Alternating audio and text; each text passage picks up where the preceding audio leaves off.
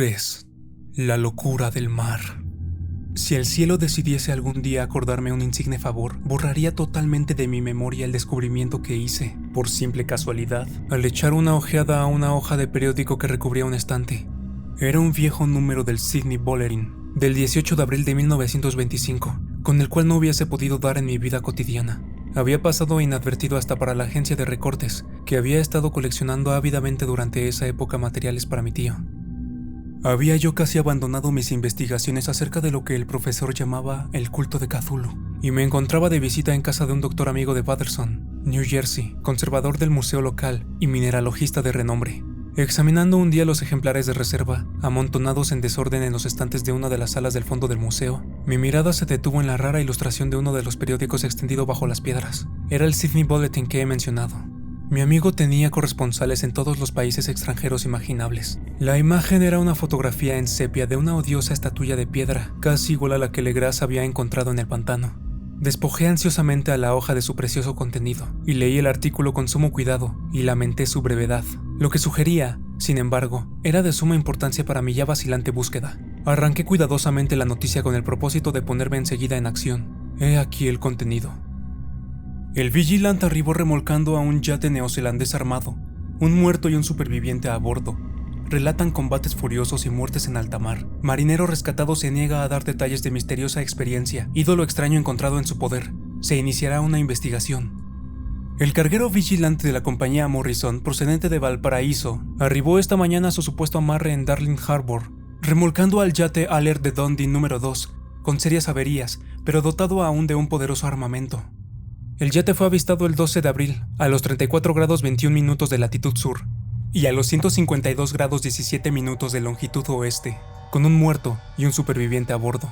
El Vigilant dejó Valparaíso el 25 de marzo, y el 2 de abril fue alejado considerablemente de su curso, en dirección sur, por excepcionales tormentas y enormes olas. El 12 de abril avistó el buque a la deriva. En apariencia había sido abandonado, pero luego descubrió que llevaba un superviviente en estado de delirio, y un hombre muerto desde hacía una semana por lo menos. El superviviente apretaba entre sus manos una horrible piedra de origen desconocido, de unos 30 centímetros de alto, cuyo origen los profesores de la Universidad de Sydney, la Sociedad Real y el Museo de College Street no pudieron determinar, y que el hombre afirmaba haber descubierto en la cabina del yate, en un altarcito rudimentario.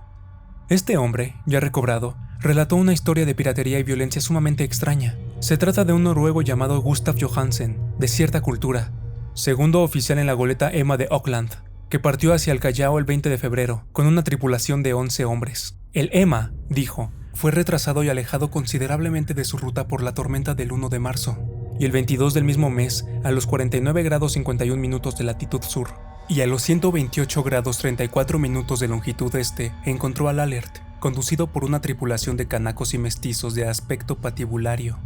El capitán Collins no obedeció la orden de virar, y la tripulación del yate abrió fuego sin aviso con una batería de cañones de bronce particularmente pesada. Los marineros del Emma, dijo el superviviente, se resistieron con valentía, y aunque la goleta comenzó a hundirse, pues varios proyectiles habían alcanzado la línea de flotación, lograron acercarse al enemigo, y lo abordaron poniéndose a luchar a la cubierta. Como los tripulantes del yate combatían de un modo torpe y cruel, tuvieron que matarlos a todos. 3 hombres del Emma, incluso el capitán Collins y el primer oficial Green, murieron, y los 8 restantes, bajo el mando del segundo oficial, Johansen, se pusieron a navegar en la dirección seguida originalmente por el yate, a fin de descubrir por qué motivo se les había ordenado cambiar de rumbo. Al día siguiente desembarcaron en una islita que no figuraba en ningún mapa. 6 de los hombres murieron allí, aunque Johansen se mostró particularmente reticente a este respecto y dijo que habían caído en una grieta entre las rocas. Más tarde, parece, Johansen y sus compañeros volvieron al yate y trataron de hacerlo navegar, pero fueron vencidos por la tormenta el 2 de abril. Desde ese día hasta el 12 de ese mes, fecha en la que fue recogido por el Vigilant, Johansen no recuerda casi nada, ni siquiera cuándo murió su compañero William Bryden. La muerte no se debió aparentemente a otra causa que a privaciones. Cables procedentes de Dundee informan que el Alert era muy conocido como barco de carga y tenía muy mala reputación. Pertenecía a un curioso grupo de mestizos cuyas frecuentes incursiones nocturnas a los bosques atraían no poca curiosidad. Luego de la tormenta y los temblores de tierra del 1 de marzo, se habían hecho apresuradamente a la vela. Nuestro corresponsal en Auckland afirma que el Emma y sus tripulantes gozaban de una excelente reputación y que Johansen es un hombre digno de toda confianza. El almirantazgo va a iniciar una investigación sobre este asunto, durante la cual tratará de convencer a Johansen para que hable más libremente. Eso era todo, además de la diabólica imagen. Pero qué pensamientos despertó en mi mente. Estas nuevas y preciosas noticias acerca del culto de Cthulhu probaban que éste tenía fieles seguidores tanto en el mar como en la tierra. ¿Qué motivo había impulsado a la híbrida tripulación a ordenar el regreso de Lema mientras navegaban con su ídolo? ¿Qué isla desconocida era aquella en que habían muerto 6 de los tripulantes y acerca de la cual el contramaestre Johansen se mostraba tan reticente? ¿Qué resultado había tenido la investigación del almirantazgo y qué se sabía del odioso culto en Dondin? Y lo más extraordinario, ¿qué profunda y natural relación de hechos era esta que daba una significación maligna e innegable a los sucesos tan cuidadosamente anotados por mi tío? El 1 de marzo, el 28 de febrero, de acuerdo con el uso horario internacional, se habían producido una tormenta y un terremoto. El Alert y su mal encarada tripulación habían dejado rápidamente Dundee, como obedeciendo una imperiosa llamada. Y en el otro extremo de la Tierra, poetas y artistas habían comenzado a soñar con una ciclópea ciudad submarina mientras un joven escultor modelaba, en sueños, la forma del terrible Cthulhu. El 23 de marzo, la tripulación de Lema desembarcaba en una isla desconocida, perdiendo allí a 6 hombres. Y en esa misma fecha, los sueños de algunas personas alcanzaron su mayor intensidad y se oscurecieron con el terror de un monstruo maligno y gigantesco. Mientras que un arquitecto se volvía loco y un escultor caía presa del delirio. ¿Y qué pensar de esa tormenta del 2 de abril? Fecha en que cesaron todos los sueños de la ciudad sumergida, y Wilcox salió indemne de aquella fiebre extraña. ¿Qué pensar igualmente de aquellas alusiones del viejo Castro a los antiguos venidos de las estrellas y a su reino próximo, y a su culto, y a su gobierno de los sueños? ¿Estaba balanceándome en el borde de un abismo de horrores cósmicos, insoportables para un ser humano? En todo caso, no afectaron sino a la mente, pues el 2 de abril puso término de algún modo a la monstruosa amenaza que había sitiado el alma de los hombres. Aquella tarde, luego de haber pasado el día enviando telegramas y haciendo urgentes preparativos, me despedí de mi huésped y tomé un tren para San Francisco. En menos de un mes llegué a Dundee, donde, sin embargo, descubrí que se sabía muy poco de los extraños miembros del culto que habían vivido en las posadas marineras. El vagabundeo en los muelles era un asunto demasiado común, y no valía la pena mencionarlo. Pero algo oí a propósito de una expedición terrestre realizada por estos mestizos durante la cual se escuchó el débil golpetear de unos tambores, y se vio un fuego rojo en las colinas lejanas. En Auckland me enteré de que Johansen había vuelto a Sydney, donde acababa de someterse a un inútil interrogatorio, con el pelo totalmente cano, y que después de vender su casita en West Street, había regresado con su mujer a su viejo hogar, en Oslo. De su aventura no dijo nada a sus amigos más de lo que ya sabían los oficiales del almirantazgo, y todo lo que pudieron hacer fue darme su nueva dirección. Volví entonces a Sydney, y hablé sin éxito con gente de mar y miembros del tribunal. Vi el Alert en Circular Quay, en la bahía de Sydney, pero nada me reveló su casco. La imagen en cuclillas, de cabeza de pulpo, cuerpo de dragón, alas escamosas y pedestal con jeroglíficos se conservaba en el Museo de Hyde Park. La examiné con cuidado y descubrí que estaba exquisitamente labrada y tenía el mismo profundo misterio, terrible antigüedad, rareza de material que el ejemplar más pequeño de Legras. Para los geólogos, me dijo el conservador del museo, la estatua era un enigma monstruoso y juraban que no había en el mundo una roca parecida. Recordé, estremeciéndome, lo que había dicho el viejo Castro a Legras a propósito de los primeros grandes antiguos. Vinieron de las estrellas y trajeron consigo sus imágenes. Profundamente perturbado, resolví visitar al oficial Johansen en Oslo. Llegué a Londres, reembarqué enseguida para la capital de Noruega, y un día de otoño eché pie a tierra en un limpio desembarcadero, a la sombra de Egeberg. La casa de Johansen, descubrí, estaba situada en la ciudad vieja del rey Harald Hardrada, que había conservado el nombre de Oslo durante los siglos en que la ciudad principal adoptara el nombre de Cristianía. Hice el corto viaje en un taxi, y golpeé con el corazón tembloroso la puerta de una casa vieja y limpia fachada estucada. Salió a recibirme una mujer de cara triste, vestida de negro, quien me comunicó en un inglés vacilante que Gustav Johansen no era ya de este mundo. No había sobrevivido mucho a su regreso, pues su aventura marina de 1925 le había destrozado la salud. La mujer no sabía más que el público, pero Johansen había dejado un largo manuscrito que trataba asuntos técnicos, escritos en inglés con la intención manifiesta de que su esposa no lo entendiese. Mientras paseaba por una callejuela, cerca del muelle de Gothenburg, un paquete de viejos periódicos, salido de la ventana de un altillo, lo golpeó y lo hizo caer. 2 marineros indios lo ayudaron enseguida a levantarse, pero el hombre murió antes de que llegase la ambulancia. Los médicos, incapaces de precisar la causa del deceso, lo habían atribuido a un malestar del corazón y a un debilitamiento general. Sentí entonces que un oscuro terror, que no me abandonaría hasta que a mí también me fuese acordado el eterno reposo, accidentalmente o por otro motivo, me traspasaba los huesos. Habiendo persuadido a la viuda de que mi conocimiento de esos asuntos técnicos me autorizaba a poseer el manuscrito, me llevé el documento y comencé a leerlo en el barco que me conducía a Londres. Era un relato simple, desordenado. Un diario de mar redactado de memoria en que se intentaba recoger día a día aquel último y terrible viaje. No lo transcribiré literalmente a causa de sus oscuridades y redundancias, pero mi resumen bastará para explicar por qué el rumor de las aguas contra los costados del buque se me hizo tan intolerable que tuve que taponarme los oídos. Johansen, gracias a Dios, no lo sabía todo, aunque vio la ciudad y el monstruo. Pero yo ya no podré dormir en paz mientras recuerde el horror que espera emboscado del otro lado de la vida, en el tiempo y el espacio, y en aquellas malditas criaturas que vinieron de los astros más antiguos y que sueñan en las profundidades del mar, conocidas y favorecidas por un culto de pesadilla decidido a lanzarlas sobre nuestro planeta cada vez que algún terremoto vuelva a elevar la monstruosa ciudad de piedra al aire y a la luz del sol. El viaje de Johansen había comenzado tal como lo declara él mismo ante el almirantazgo. El Emma había dejado Auckland el 20 de febrero y sintió todo el impacto de esa tempestad consecutiva al terremoto que arrancó a los abismos marinos el horror que pobló los sueños de los hombres. Recobrado el gobierno, el buque navegó favorablemente hasta encontrarse con el Alert el 22 de marzo y sentí la pena del oficial al describir el bombardeo y el hundimiento de su nave. De los mestizos del yate, Johansen hablaba con un horror realmente significativo. Había algo abominable en ellos que hacía que su destrucción pareciese casi un deber. Y Johansen se sorprende ante la acusación de crueldad que el tribunal hizo contra él y sus compañeros. Ya en el yate, capturado, Johansen y sus hombres, impulsados por la curiosidad, prosiguen el viaje hasta avistar una alta columna de piedra que emerge del océano. Y a los 49 grados 9 minutos de latitud oeste y 126 grados 43 minutos de longitud sur, se encuentran ante una costa barrosa y una albañilería ciclópea cubierta de algas que no puede ser sino la sustancia tangible del terror supremo del universo, la ciudad muerta de R'lyeh, construida hace millones de años, antes de los comienzos de nuestra historia, por las enormes y espantosas criaturas que descendieron desde unos astros desconocidos.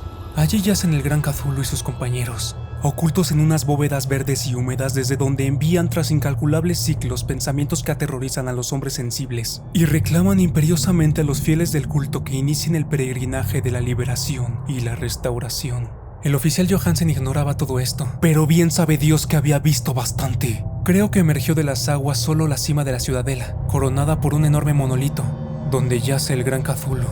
Cuando imagino el tamaño de todo lo que puede esconder el fondo del océano, siento deseos de morir sin esperar ya más.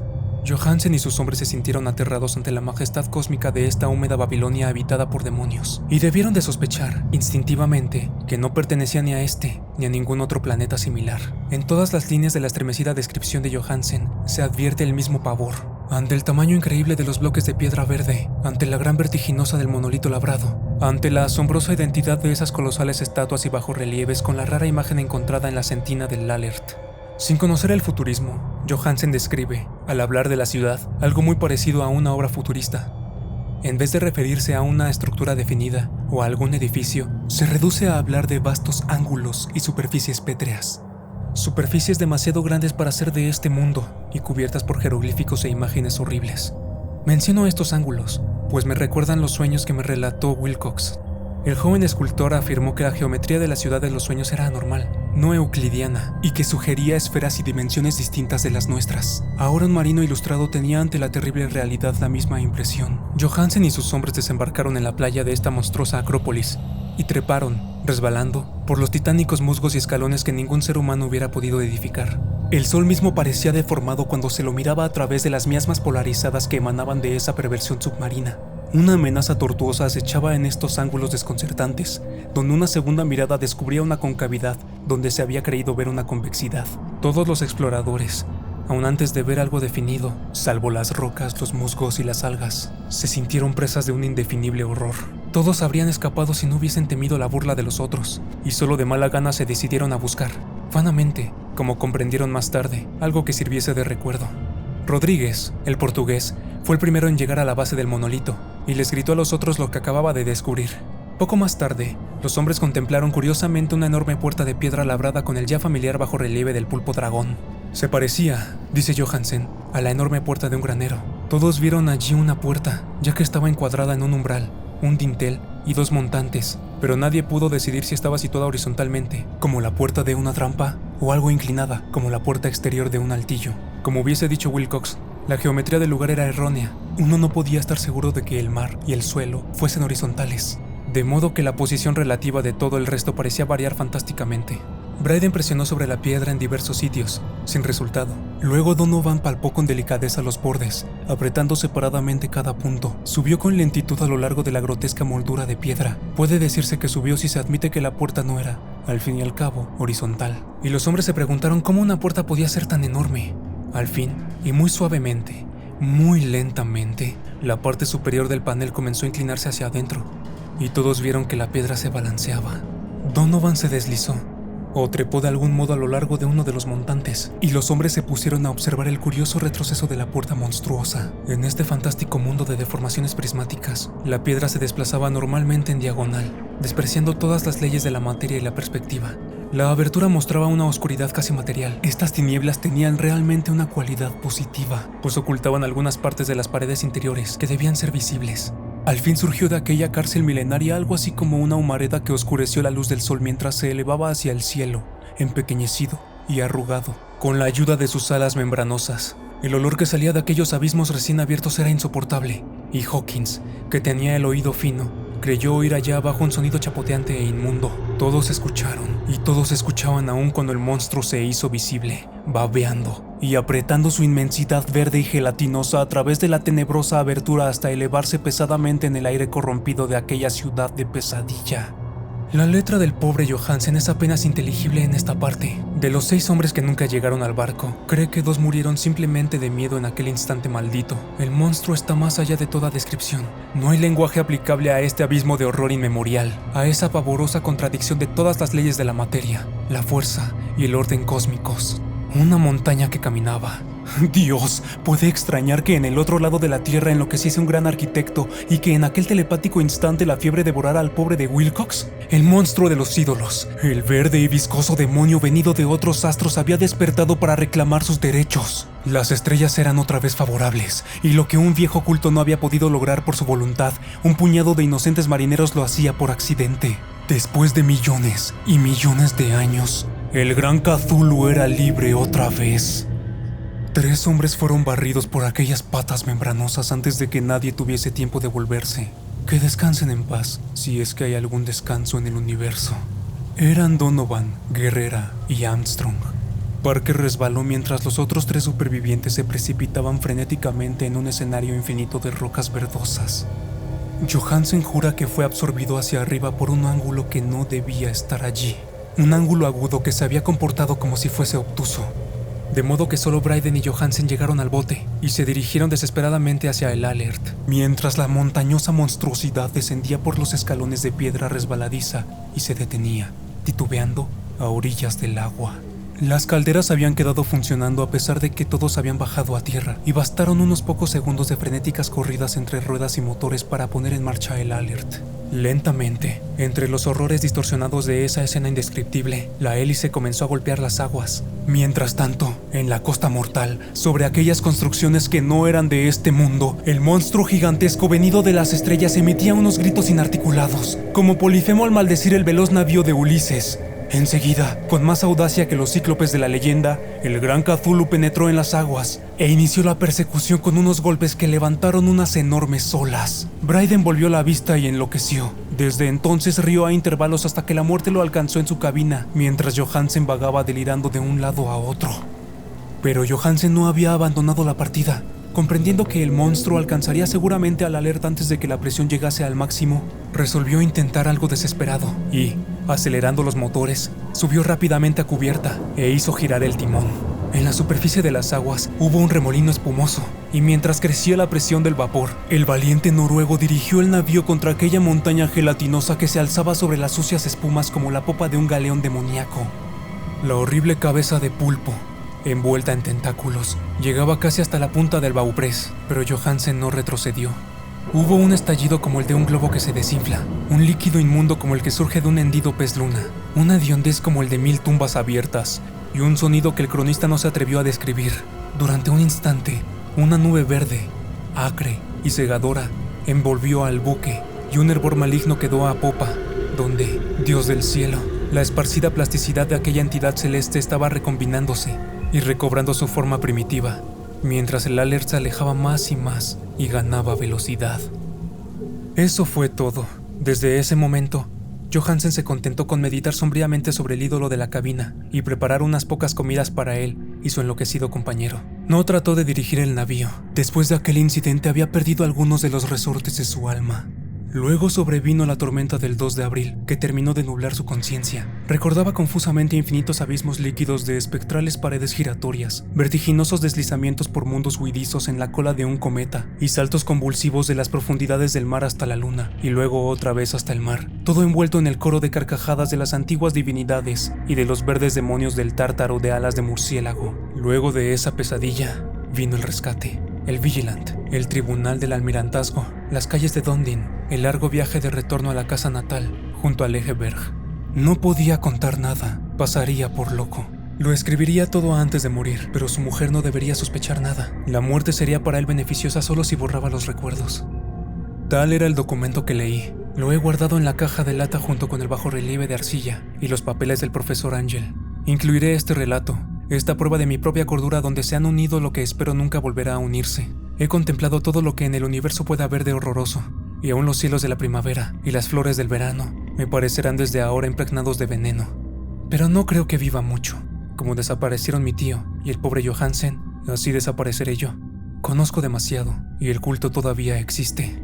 Cthulhu existe también, supongo, en ese refugio de piedra que le sirve de abrigo desde que el sol era joven. Su ciudad maldita se ha hundido otra vez, pues el Vigilant navegó por aquel lugar después de la tormenta de abril, pero sus ministros en la tierra bailan aún, y cantan, y matan en lugares aislados, alrededor de monolitos de piedra coronados de imágenes. Cthulhu tuvo que haber sido atrapado por los abismos submarinos, pues si no, el mundo gritaría ahora de horror. ¿Quién conoce el fin? Lo que ha surgido ahora puede hundirse, y lo que se ha hundido puede surgir. La abominación espera y sueña en las profundidades del mar, y sobre las vacilantes ciudades de los hombres flota la destrucción. Llegará un día, pero no puedo ni debo pensarlo. Ruego que, si no sobrevivo a este manuscrito, mis albacias cuiden de que la prudencia sea mayor que la audacia, e impidan que caiga bajo otros ojos.